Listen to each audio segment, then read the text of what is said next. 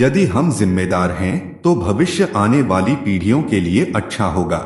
देवियों और सज्जनों, आज मुझे भारतीय न्याय संहिता 2023 इंच का अवलोकन प्रस्तुत करते हुए सम्मानित महसूस हो रहा है, जो एक अभूतपूर्व कानूनी दस्तावेज है जो एक अधिक न्यायपूर्ण और न्यायसंगत समाज की दिशा में भारत की यात्रा में एक महत्वपूर्ण मील का पत्थर दर्शाता है। इस व्यापक कानूनी संहिता को 29 सावधानी पूर्वक तैयार किए गए अध्यायों में विभाजित किया गया है।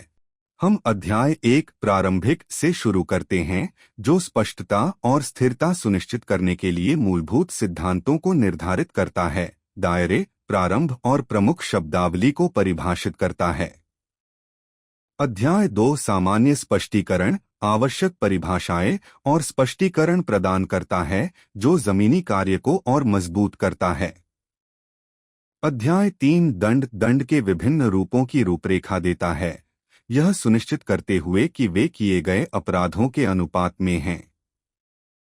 अध्याय 4 सामान्य अपवाद, निष्पक्षता और न्याय पर जोर देते हुए उन परिस्थितियों पर प्रकाश डालता है जहां कृत्यों को आपराधिक दायित्व से छूट दी जा सकती है। अध्याय 5 उकसाना और अध्याय 6 आपराधिक षड्यंत्र, आपराधिक कृत्यों की सहायता या योजना बनाने वाले अपराधों पर ध्यान केंद्रित करते हैं, यह सुनिश्चित करते हुए कि अपराधों में योगदान करने वालों को जवाबदेह ठहराया जाए। अध्याय 7 राज्य के विरुद्ध अपराध, युद्ध छेड़ने और राजद्रोह सहित राष्ट्रीय सुरक्षा के लिए गंभीर खतरों को संबोधित करता है। गैरकानूनी सभाओं और दंगों से निपटने के अध्याय 8 सार्वजनिक शांति के खिलाफ अपराध में सार्वजनिक शांति की रक्षा की गई है। अध्याय 9 लोक सेवकों द्वारा या उनसे संबंधित अपराध, सार्वजनिक सेवा में सत्यनिष्ठा और जवाबदेही सुनिश्चित करता है।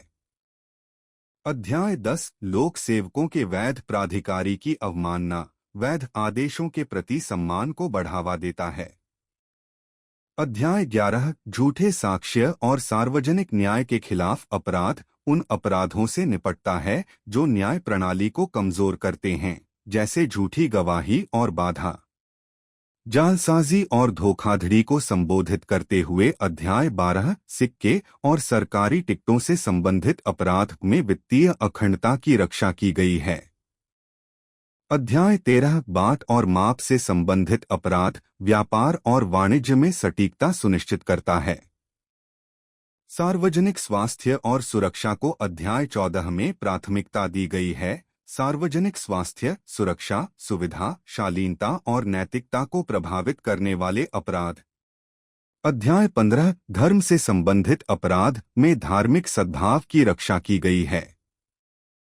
अध्याय 16 मानव शरीर को प्रभावित करने वाले अपराध, हत्या, हमले और बलात्कार सहित शारीरिक नुकसान पहुंचाने वाले अपराधों को संबोधित करता है। संपत्ति के अधिकार अध्याय 17 संपत्ति के विरुद्ध अपराध में चोरी, डकैती और शरारत को कवर करते हुए संरक्षित हैं। अध्याय 18 दस्तावेजों और संपत्ति चिन्हों से संबंधित अपराध, जालसाजी और धोखाधड़ी से संबंधित है, जबकि अध्याय 19वां सेवा के अनुबंधों का आपराधिक उल्लंघन, रोजगार अनुबंधों के उल्लंघनों को संबोधित करता है। वैवाहिक अधिकार अध्याय 20 विवाह से संबंधित अपराध में संरक्षित हैं। अध्याय 21वें मानहानि में प्रतिष्ठा की रक्षा की जाती है और अध्याय 22वें आपराधिक धमकी, अपमान और झुंझलाहट में व्यक्तिगत सुरक्षा सुनिश्चित की जाती है। अध्याय 23वां अपराध करने का प्रयास, अपराध करने के प्रयासों के लिए जवाबदेही सुनिश्चित करता है।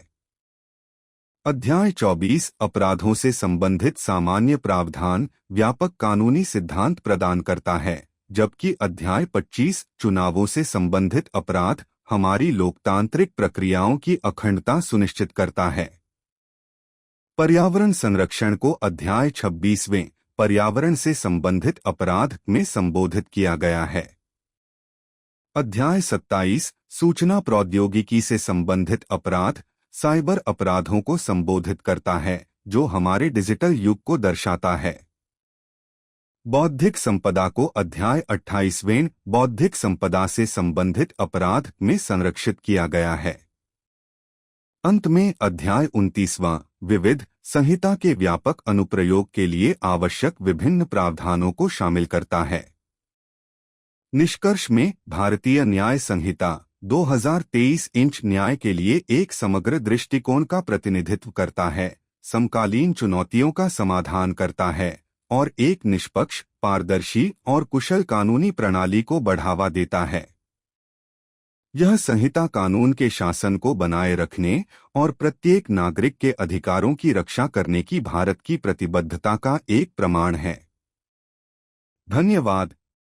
सूचित रहें, आराम से जियो।